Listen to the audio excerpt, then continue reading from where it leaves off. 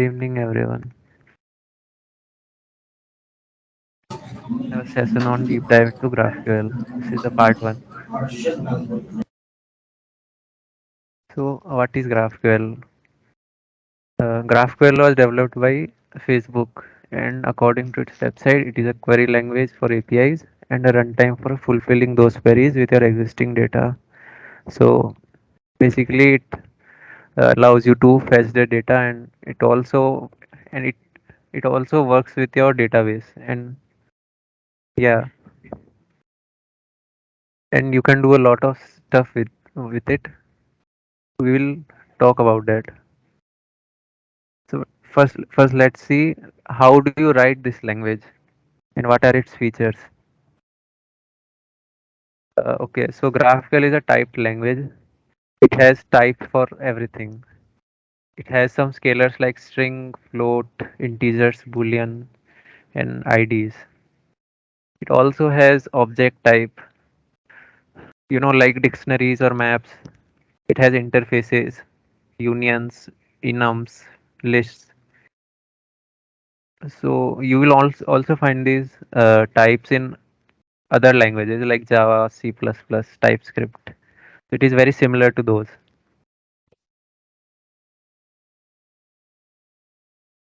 So the syntax of GraphQL is like this. As you can see, it consists of a variable in between two curly braces.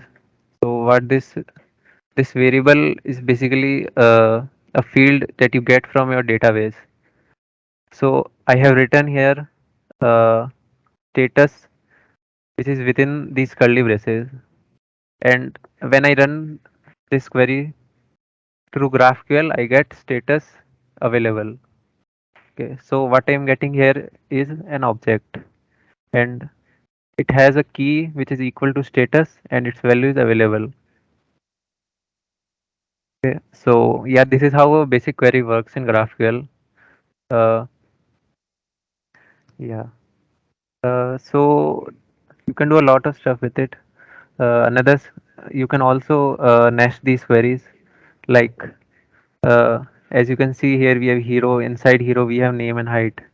Okay, so when you run this through GraphQL, your GraphQL server, you will get hero, and it will have another object nested inside it, which has like name and height of Luke Skywalker.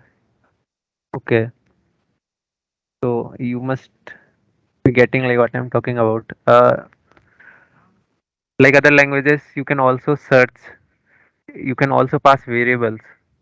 Okay, so here this hero was a field, but here this is you are passing a variable to this field known as ID.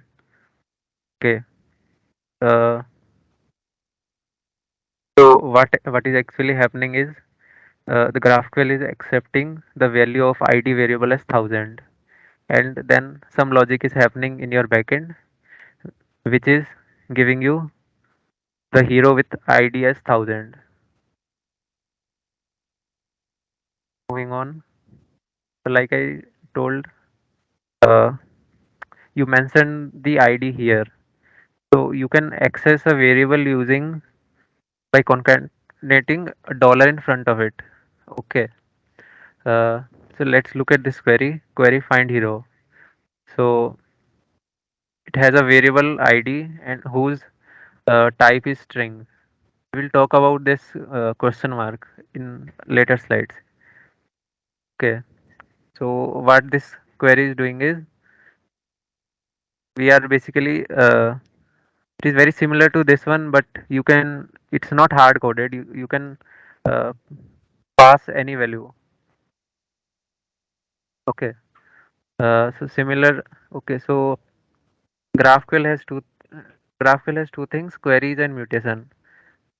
So the use of query, like in this case, is to only get the data from your database. Okay. Whereas mutations are used uh, to like mutate your database. You can like do like create, update, or delete operation in your database using mutate. Okay. So they have a very similar syntax. here you are adding a review, and after the query is executed, you will get its ID. See, like I told you, like you are passing a variable review. Okay, then it's giving you an ID 5291, which is the ID of this review. Okay, so they are not that different. They just, like it says here, mutations are just fields that do something when queried. So they are really similar to queries. So how does it work actually? So let's say you want to query. How will you actually query it? So it is very similar to REST APIs. There will be a URL. In this case, it is HTTP my API GraphQL. Okay, and then you can pass a query parameter to it. So this means you can uh, use a GraphQL with HTTP also, just like REST APIs. That's it. This is how you use it with HTTP. Okay. So like I told you, you can. There are also these things known as type modifiers. So what actually happens? You want to be strict about a type. Okay. So what generally happens is if you write string, what it means is it's a nullable string. So its value can either be a string or it can be a null. Okay. So if you want more stricter checking, you can add an exclamation mark behind it. So it means that its type can only be string and nothing else. Okay. Similarly, uh, you can also define arrays in GraphQL. This is the syntax for defining arrays inside two square brackets. So what this tells you, it is a list of strings. Okay. Uh, yeah. Since this is a type itself and you don't want it to be null. Okay. So currently this thing can be a list or it can be null. So if you want, you can make it more strict by adding a exclamation mark. Okay. Now you can even add a exclamation mark under uh, the square bracket. So what this will mean is you have a list which is non-nullable, which is made up of string, which is also non-nullable. That means everything uh, inside an array will only be a string and nothing else. Okay. So like we talked about, you can send the query over HTTP. So you will obviously send it in your backend or front end. Okay, let's say you are sending it from front end. So what is actually happening in the backend? Now we'll talk about that. Uh, okay, so there are many ways to use GraphQL in backend. Uh, One way is to use a library called Apollo. Uh, so what actually happens is you have defined a query in your backend. So when it is received by your uh, when it is received by your backend, what it will do, it will run a function. This is called as a resolver. This resolver is very similar to the service functions.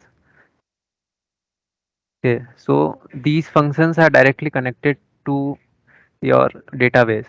Okay, and they can perform anything that is related to your database. Okay, so here I sent a UUID. Okay, so this UUID is passed to this query get book. Okay, so I have defined a resolver for this get book query, which looks like this. So what it will do is it will take a variable known as UUID and uh, yeah, and it will use this UUID to find the book from this books database. So resolver acts acts like a middleware between your logic and the actual query. Okay. So how do you actually define type in GraphQL? So you can use the type keyword. Okay. Similar to many languages, it you can define it within the curly braces. You can you can tell it uh, it is defined like key and value pairs. The values are the actual type of that key. Similar to types like we talked about, there are also interfaces. You can also implement those interfaces in that type. So thing is, since it is a typed language, you need to define everything from query to type to interfaces. So let's look at a more complex query. So what I have done is I have added two queries uh, uh, inside this main query. Okay, so I am sending a UUID, and it is also it is accepted by this get book query, and it is also accepted by this get reviews query. Okay, so uh, so when this is sent to the backend, get book has its own resolver and get reviews has its own resolver. Okay, so they will. So what GraphQL will do is it will run both of these resolvers, and then it will stitch together the data that is received by after we execute this resolver. Okay. So in this case, we will get back the UUID. We can also get like name, price, or anything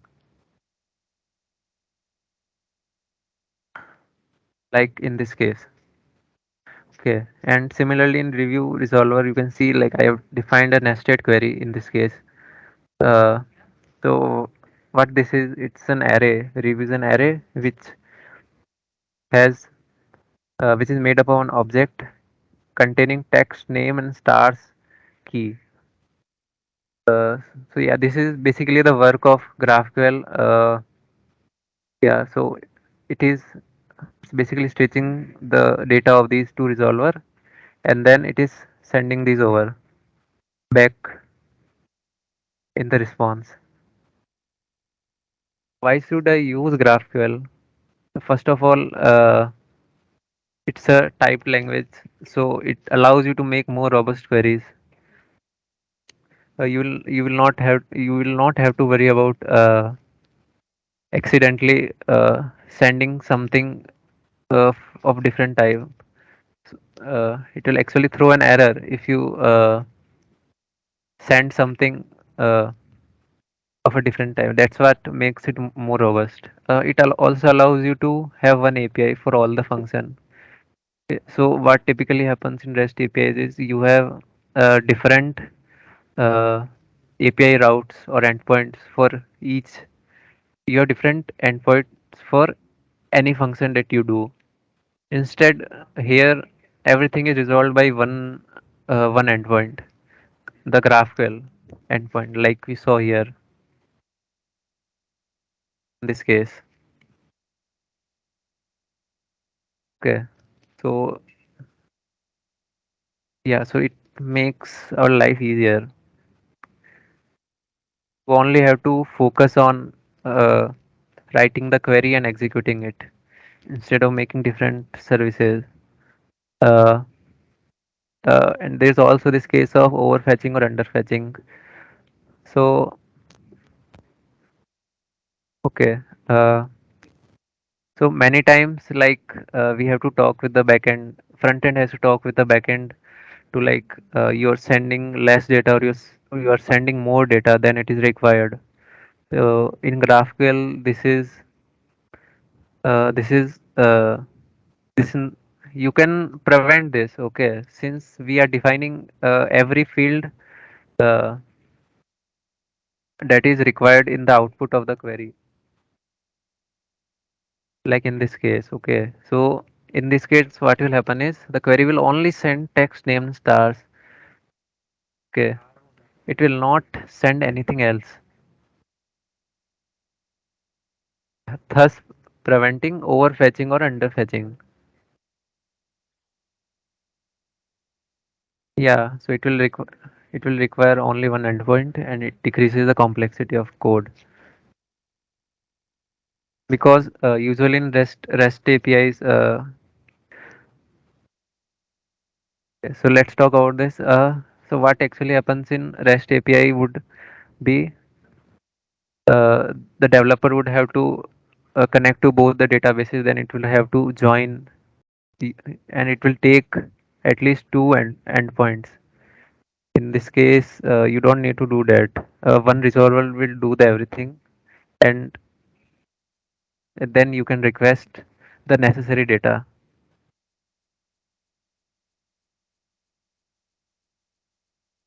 It also provides a better developer experience. Uh, it's very easy to define queries, uh, and it provides you with a set of tools in the GraphQL ecosystem. Like we will talk about GraphQL. So it allows you to make queries from your browser itself. That's thus it requires very less setup to actually work on. So we can I can show you an example. So this is a URL for SpaceX. We everyone knows about SpaceX. We'll also add this in the chat. You can play with it. Okay, so this is called a GraphQL. This is like the interactive version of the GraphQL API. Okay, so okay, I will tell you about this. So in the left, you can tell what the developers have done is they have made a field for query, and there's also a field for mutation and subscription. Okay, so let's talk about this. So what this Explorer is telling you is these are different tables of your database. Capsule is a table. Capsules is a each of these things are is a table. Okay, so if I want to know about the past launches of SpaceX rockets, okay, then I can do that. So what they have done is they have also defined variables that you can give. Okay, so if I click on this, so press Control and click on this, just like you do in VS Code, you can actually get the actual type that they have defined. Okay, so this makes it very easy to work with. So I know that uh, this thing takes five arguments: find, limit, offset, order, string, order and sort. Okay, this is an integer string, and what is this? We can again click on this and know about launch find. So it will tell you that you can basically pass all of these fields with the find argument.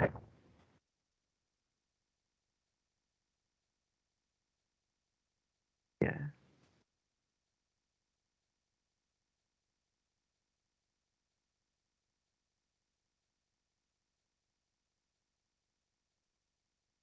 go back. Hmm. Yeah. So we can try running the launch fast. Okay, so let's see what it has given us. So I send the the launches past query. So the data received will contain a key data, and within that key it will with all the queries that you have requested. In this case, we have only requested launches fast, so that is received here. Okay, and then like I told you, whatever fields you define here uh, is received here. Okay, so as you can see, it's an array which contains mission name, launch date, local, launch site. So yeah, so you can find anything. So let's say let's say at some point of time I don't want mission name. So I can just remove it and it will be removed. So like I told you, this this thing makes it very easy to develop queries. And let's say you are a front end developer and uh, one day you have to add mission name back to it, back in the query. So you can just type it here and get on with it. Uh, yeah, so this is how this interactive explorer works. It allows you to like show all the types, and it shows you all the arguments, etc. You can also mutate. This is how you define a mutation. Remove this.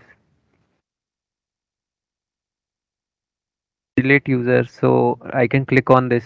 Let's say I'm discovering this for the first time. So I can click on this and know what should I pass to this where argument. So it's telling me that I can pass the ID, name, rocket, timestamp to this thing. So I can't actually delete anything, but this is how you would pass it.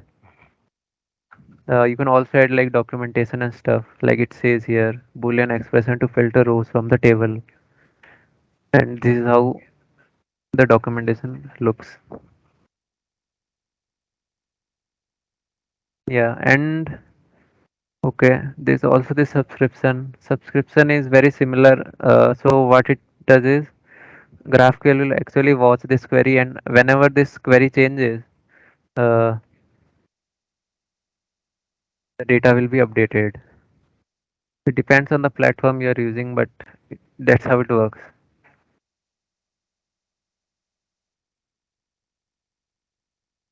Uh, I have also prepared an example. Let's go with the backend first. So like I told you, we normally use Apollo.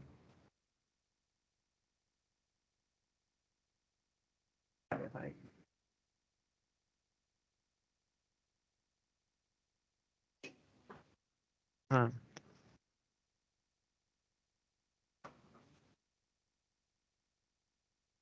So this is Apollo. Apollo is a GraphQL client. The use of Apollo is it acts. So it is built on top of GraphQL and provides you with many features to connect with your database. Okay, so here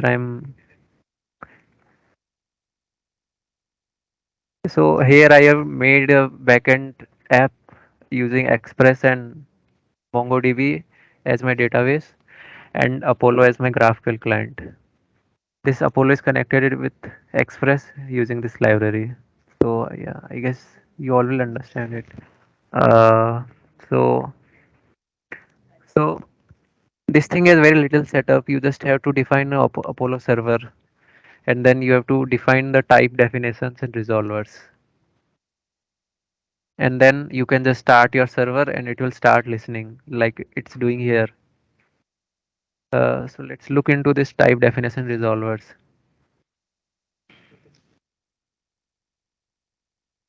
Okay, so yeah, and also I am using the MongoDB database. So as you know, MongoDB has its own type system.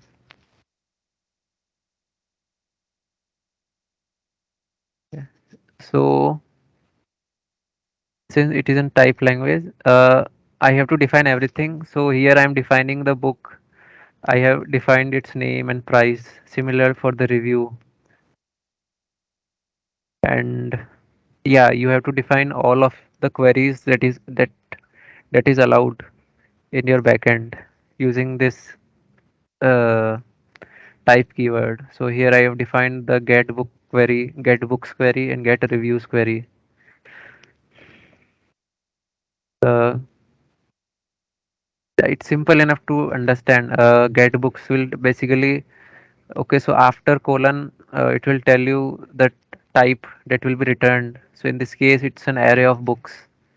Book is basically this object. name and price. Uh, yeah, I told you like it's in form of key and value pairs. Similarly, I have also defined mutations because in this case I'm adding a book and I'm deleting the books. Similar case for reviews also.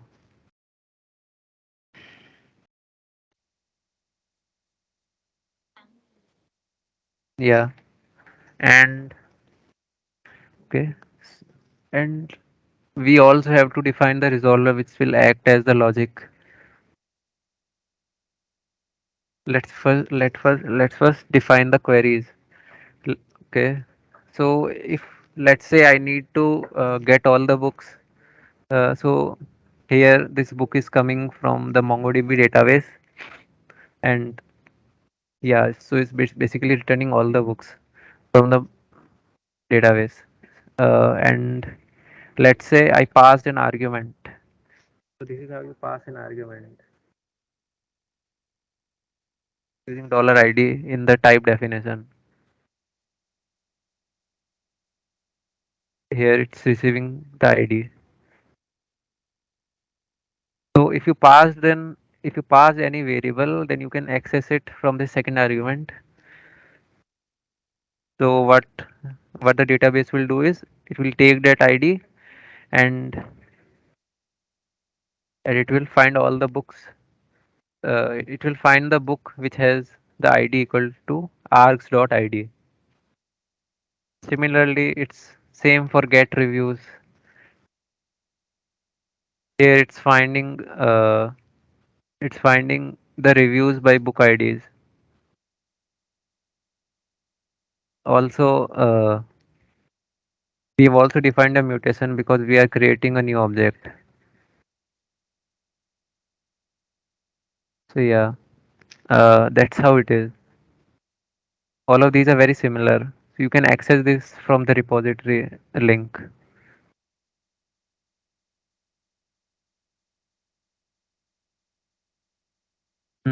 So this was a small example for this GraphQL thing. So here we are passing it back to Apollo, and what Apollo will do is it will accept and stitch these together. It will stitch together the queries with the resolvers.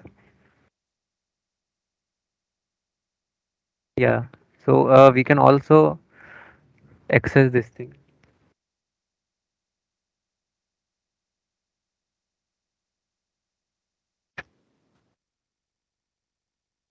We can query our server. It will be similar to that GraphQL I showed you in the uh, SpaceX example.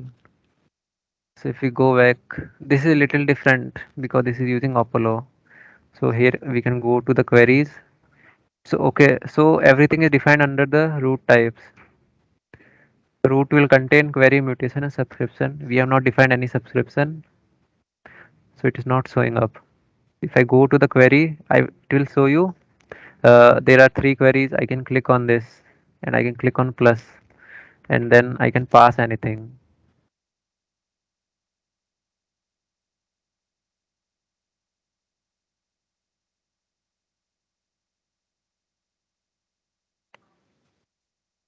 And look, if I press Control and space, it will give you an auto completion suggestion. Basically, get the name. And also another thing, the curly braces cannot be empty. You have to add something so that you don't get any empty data. And it is not permitted by GraphQL to get any empty data. So you always have to pass something. If you click on submit, then you can see I have gotten this uh, data back, which shows you that there's a book named book 1. I can also click on this to get the price. So the price is 100.1.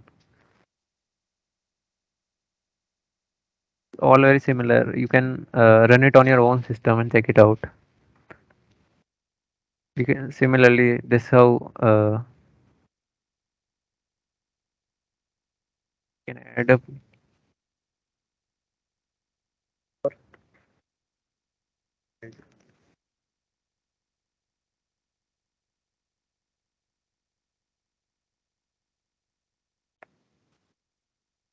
Okay, yeah, so we have run this mutation and it has added the books to its database and we are getting its name and price back. I can show you in the MongoDB also.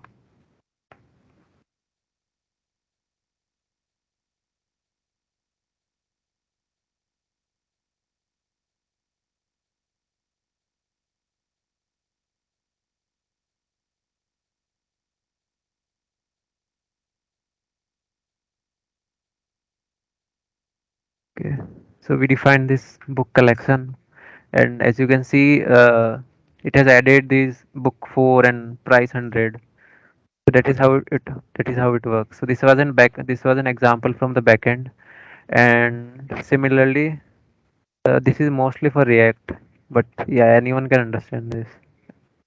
Uh, so what I have done is, uh, so we have made our backend server. So I will tell you how do you connect this to your front end. Uh, so here I am using React.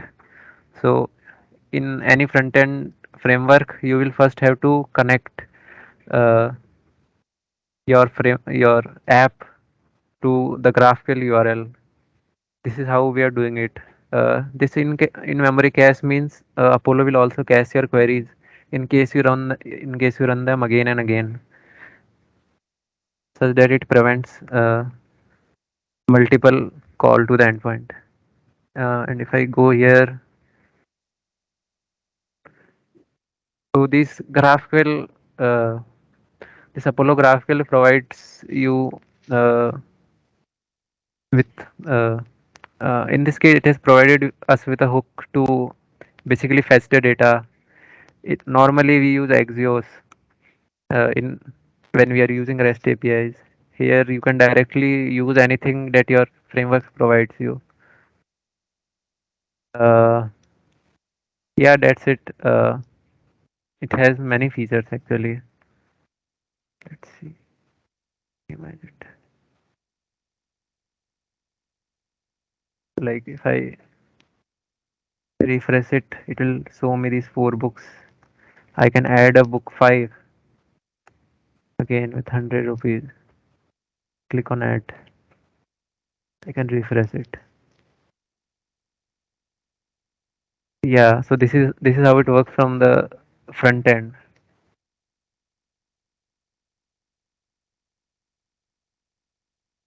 You can explore these things. It's very interesting. You can also use this Explorer. This was the Explorer. It will tell you all the tables that are defined in the database. And yeah,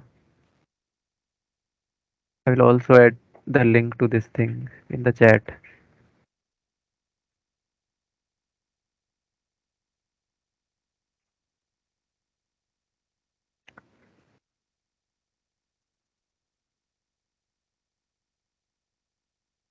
Yeah, so you must have seen like there were a lot. We had to write a lot of boilerplate.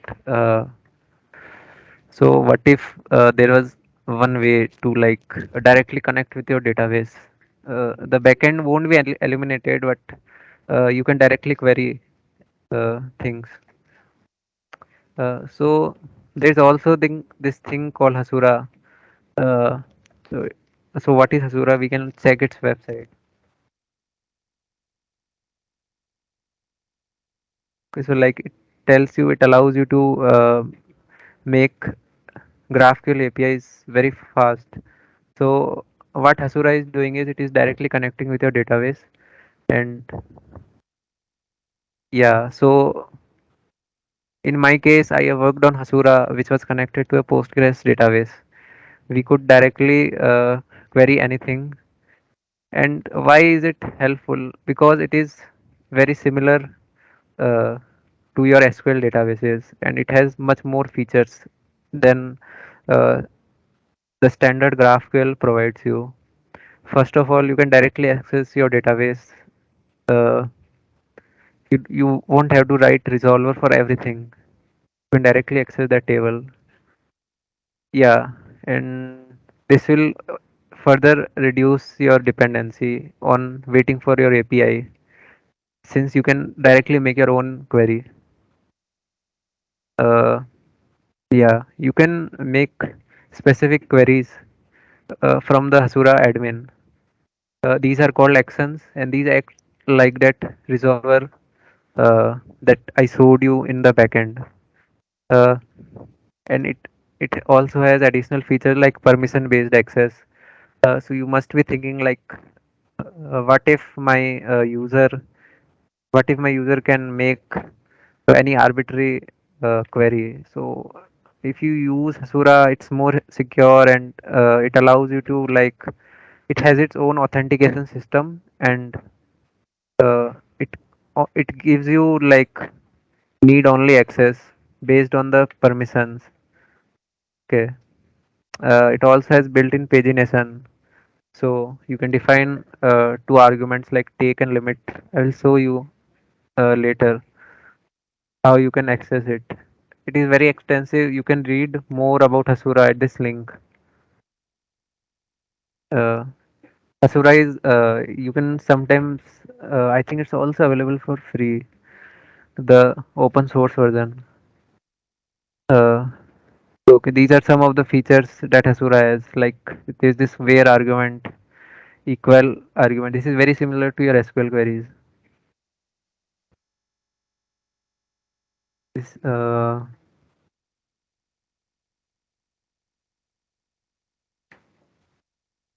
yeah, so this is very yeah, this is very big. So you can check it out.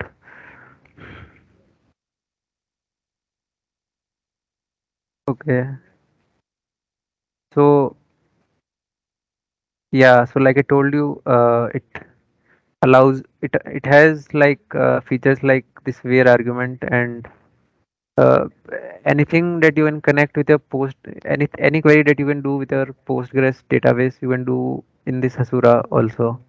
uh, yeah, and as you can see, like I didn't have to specify any specific query. Like in that case it was like get book or something. Here this is actually a table, and these are all the fields.